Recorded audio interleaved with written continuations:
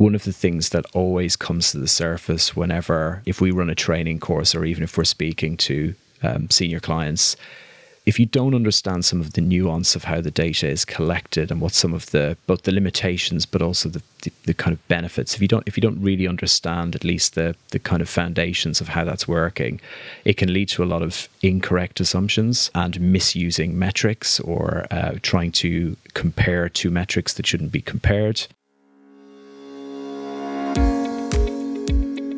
The Strategic Marketing Show is brought to you by Insights for Professionals, providing access to the latest industry insights from trusted brands, all in a customised, tailored experience. Find out more over at insightsforprofessionals.com. Hey, it's David. How much attention should you be paying to your analytics, and how should analytics be best utilised as part of your marketing strategy? That's what we're discussing today with a man who's been working with Google Analytics for 15 years. And over the past few years, he's consulted, trained, and spoken at conferences about how to optimize your use of analytics. His focus now is on his business, Measurelab, to become the world's favorite digital analytics consultancy. A warm welcome to the Strategic Marketing Show, Dara Fitzgerald. Hi, David. Thanks for inviting me on. I'm very excited to be here. Hey, Dara. Well, thank you so much for coming on. Well, you can find Dara over at measurelab.co.uk. So, Dara, how has the role that analytics plays in the marketing technology stack changed over the last few years? I think I have to start probably with what's front and center for a lot of users of Google Analytics at the moment, which is the pending sunsetting of Universal Analytics, which is the version of Google Analytics that we've known and loved for the last several years.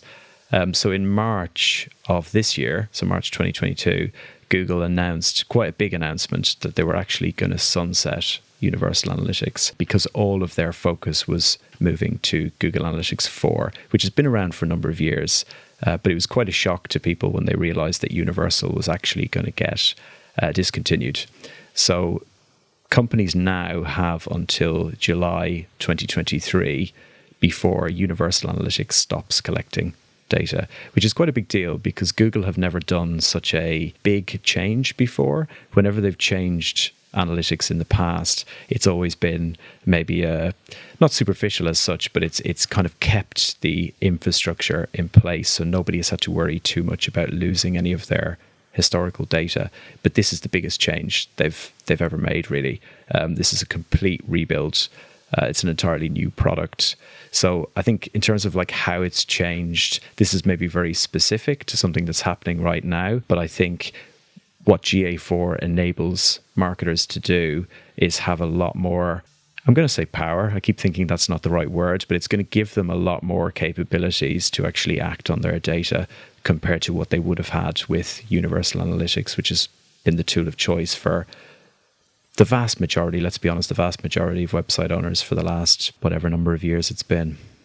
So if you're a non-technical marketer, I guess the first question is, are we currently using Google Analytics? And if so, how is this change going to impact the data that I see? So, I mean, typically, how will that actually impact the most important types of data that all marketers tend to want to interact with and track on an ongoing basis? I think if the migration is managed smoothly, then there's nothing fundamental that will be lost during this process if it's done correctly. So one of the challenges, which is something that I kind of alluded to, is that for the first time, Google are going to stop collecting a certain type of data. And not only that, they're then going to eventually remove access to that historical data. So one thing companies do need to make sure they're doing is exporting any historical data that they've built up over the years using Universal Analytics. As long as that's happening, then there's no reason why you can't migrate over all of your reports, all of your dashboards that all feed off this underlying analytics data. And then, as I mentioned, you then get some extra benefits. So you're actually going to be able to have more features, and the main one being, and maybe I'm going to jump ahead a little bit here, but the main one being there's actually a lot of machine learning based model data in GA4, which is something that didn't exist within Universal. So this is kind of part of Google's shift towards using a lot of machine learning to kind of work with the bigger data sets to enable people to actually use things like predictive analytics as an example. But in terms of moving from the old way to the new way, if that migration is managed correctly, then there shouldn't really be any issues in terms of continuing to report. In fact, actually, sorry, I'm turning this into quite a long answer, David, but something that we're saying to our clients is something we see time and time again is people layer up analytics over the years. So new people join the team, they add their own spin on things, they start collecting data that they feel is important or they've collected in a previous role. And over the years, you get a lot of bloat, and nobody in the business is really sure who's using which report, which set of data. People can have multiple sets of KPIs that they're using that sometimes conflict with each other, or people don't understand how that data is actually being collected and processed.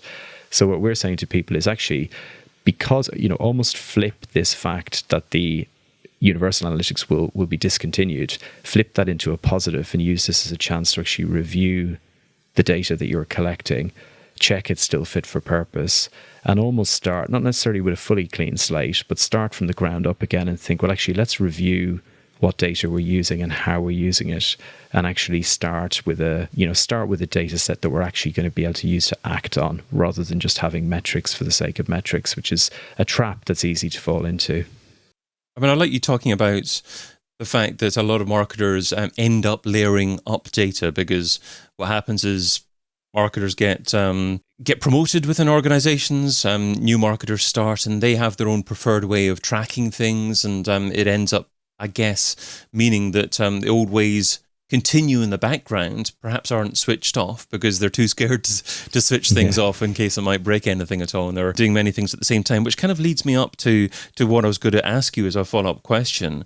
Now, you begun your answer by talking about the importance of exporting data from Universal Analytics, and I just want to emphasize the importance of doing that, because obviously you can only export so much data. So as soon as you start exporting data, that's the point as to which you can select the data as to how far you can go back. But also in relation to layering up the collection of data, would you advise for a certain period of time carrying on Universal Analytics and GA4 at the same time? Yes, and that's what a lot of people have been doing. So because GA4 has been around for, I might get this slightly wrong, but it's been around for at least 2 years, I think. Initially it was in beta, and then it got promoted to alpha, and then the news came out in March, as I mentioned, that Universal was actually going to get discontinued. So the advice has been to run the two in parallel, which would have been the previous advice back in the day when Google changed from, say, classic Google Analytics to Universal Analytics. You run the two in parallel because there are differences.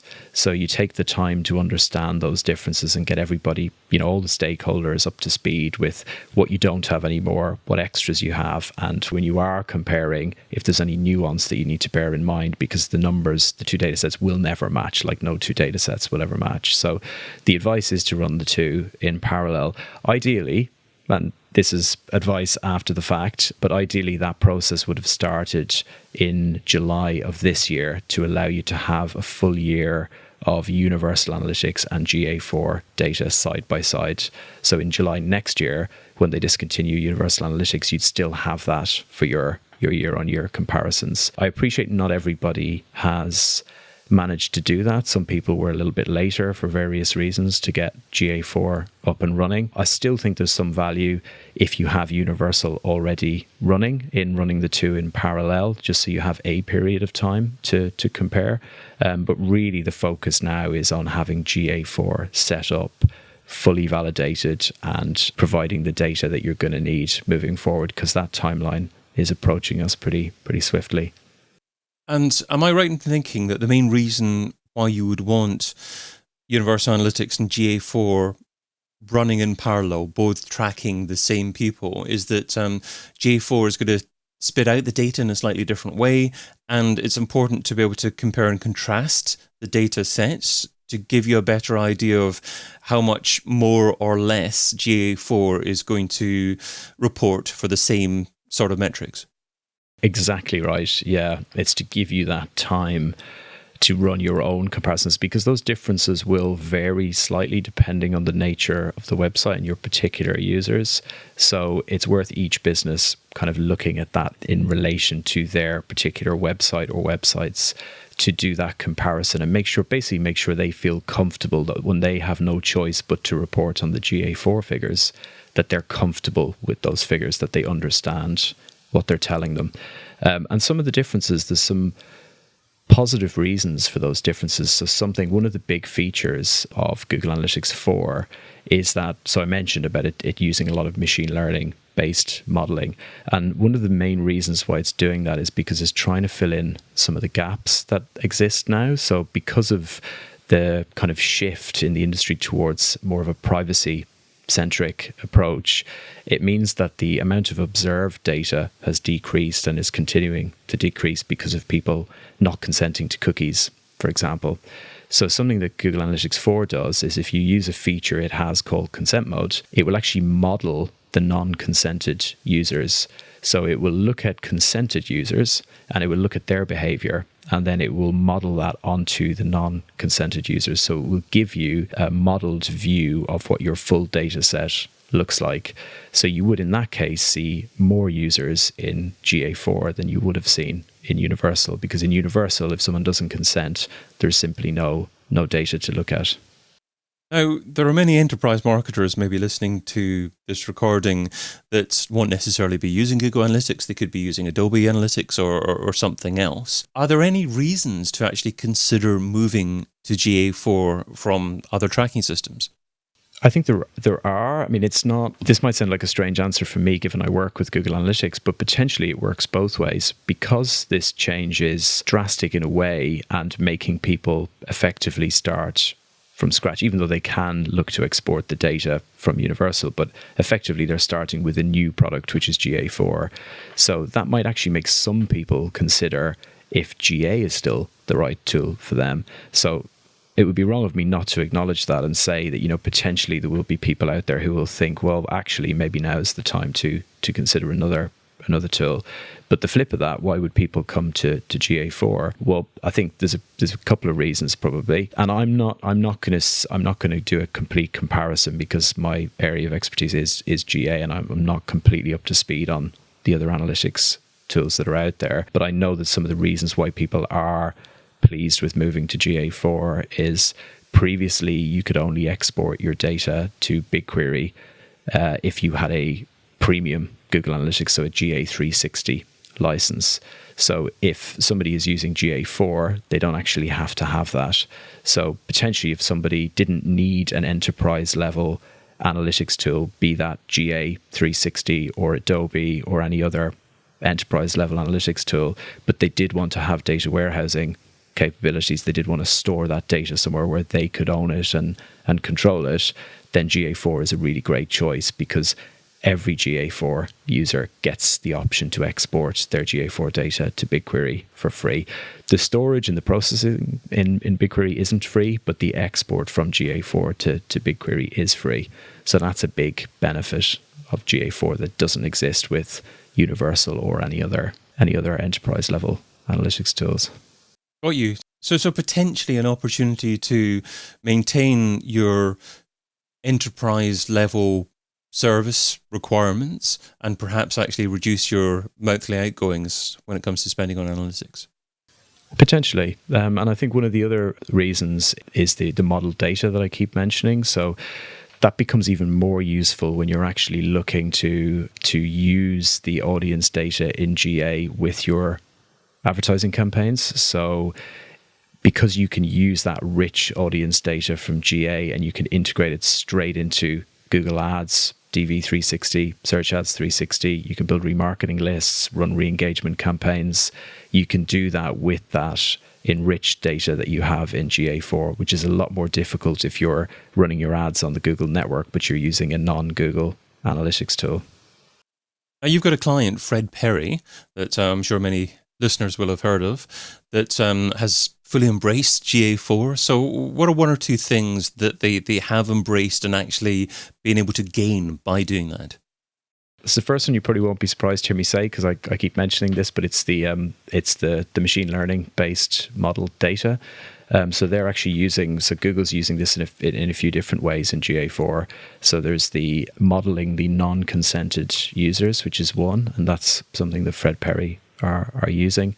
And they're actually using that so within GA, you get a choice whether you look at the data without that modeling for the non-consented users, or you can look at the data with that included. So what they're able to do at the moment is they're actually comparing universal analytics with GA4 data without the modeling for non-consented users and the data with the modeling, so they can get a really good view of those different data sets and make a decision around which one that they want to use for their kind of primary reporting. They're also using the predictive analytics in GA4, which is a really, really great feature. So it's actually, again, using machine learning, it's taking your data for your website and it's creating audiences for things like predicted 7-day purchasers, predicted 7-day churn. So it's actually predicting these behaviors. You can create audiences in GA4 using these behaviors, predicted behaviors, and then actually push that into Google Ads to create either remarketing campaigns or to try and re-engage those users if they're predicted to churn. So it's allowing you to do that, that extra level of reaching these users who Google believes are going to either purchase or churn. And then you can try and push them over the line if it's in the case of predicted purchase, or you can try and re-engage them if it's in the case of churn. I'll just tell you another quick one as well. So GA4 also has something called explorations. And this is, it's almost like your analysis space within the GA4 interface. And it's a lot more customizable than universal. So if you're trying to build a picture of how people are behaving on your website, you're trying to look at funnel performance across maybe a number of different sub-properties or a number of different country level sites. With Universal, it was quite rigid. You kind of had a set of steps that you could define, and then you would have to do your analysis that way. But GA4 allows you to create these custom explorations where you can look at things like funnels, but you can also look at things like segment overlap, which is a really nice feature. So you can see where two different segments of users actually overlap and what that intersection looks like. So this was something that Fred Perry have been using to better understand how people are using their website and how different marketing activities are driving different types of users and how those users behave differently across different sections of the website. Do you think that senior marketers can rely on analytics pros to provide them with the data, or should they actually be diving into Google Analytics themselves, GA themselves, to better understand the platform? It's a tough question. I think maybe the answer is a combination. I do think it's important for senior marketers to understand some of the nuance. So one of the things that always comes to the surface if we run a training course or even if we're speaking to senior clients, if you don't understand some of the nuance of how the data is collected and what some of both the limitations but also the kind of benefits, if you don't really understand at least the kind of foundations of how that's working, it can lead to a lot of incorrect assumptions and misusing metrics or trying to compare two metrics that shouldn't be compared. Having said that, obviously senior marketers have their job can't be to be in GA4 all day long.